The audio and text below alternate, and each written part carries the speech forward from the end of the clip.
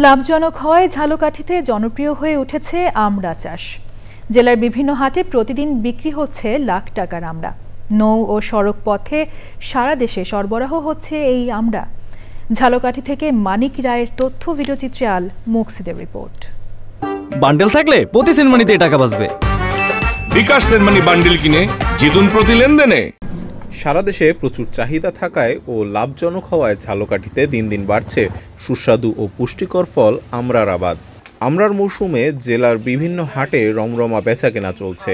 প্রতিকূল আবহাওয়ার কারণে এবছর প্রত্যাশিত ফলন না হলেও ভালো দাম পেয়ে খুশি চাষিরা।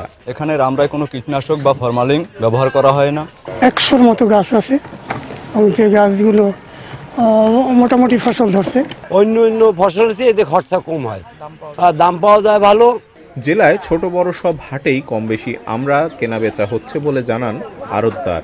বিগত বছরের চেয়ে এই বছরে গাছের ফলন কম হওয়ার কারণে ফলের সাইজ ভালো, এই কারণে একটু বাজারটা গেল বিগত দিনের চেয়ে এই বছরে একটু বাজারটা ভালো। প্রতি বছর এখানে আমরা কিনি, এবছর আমরা ফলন কম হয়েছে এবং দাম ভালো আছে।